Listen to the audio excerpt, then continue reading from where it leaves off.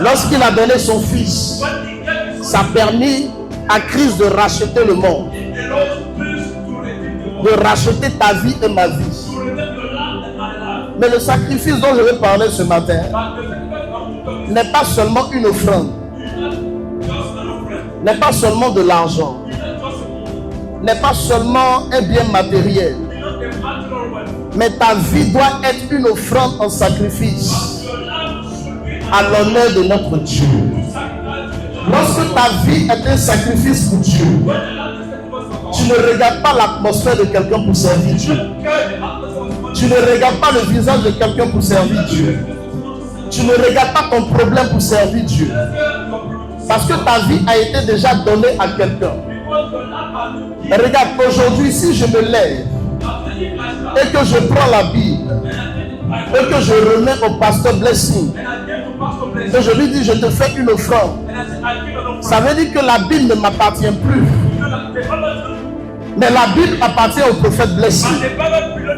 Si je prends mon costume et que je donne à un enfant de Dieu dans cette salle, ça veut dire simplement que le costume ne m'appartient plus.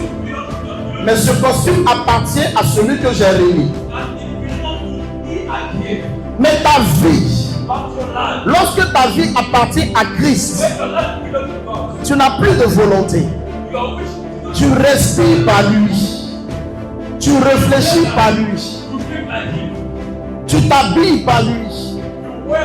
Tu communiques par lui. Tout ce que tu fais, c'est par Christ. Même tes volontés, cela ne dépend pas de toi. Tu n'as plus de désir. Tu n'as plus d'envie. Parce que tu peux vouloir aller aux États-Unis.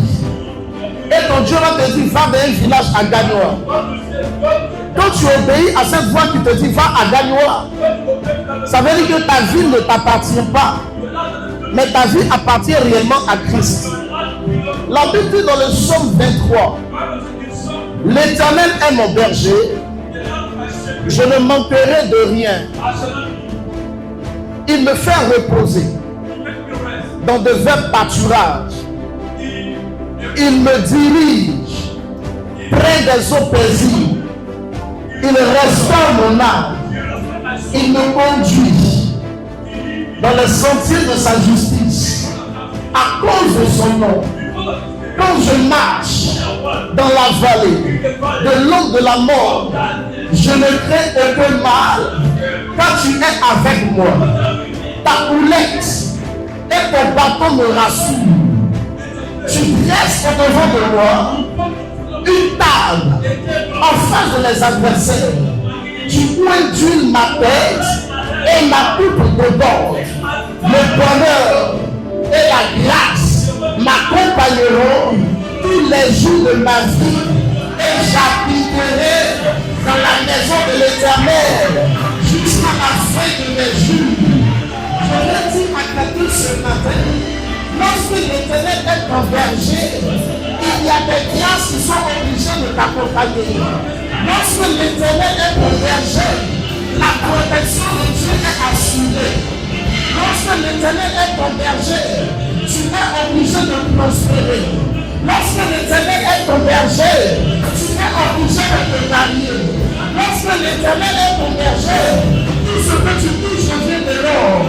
Lorsque l'Éternel est ton berger, aucun malheur ne te touchera. Aucun fléau n'approchera de ta tente. Et mon puissant nom, Jésus. Maintenant, la question que je vais poser.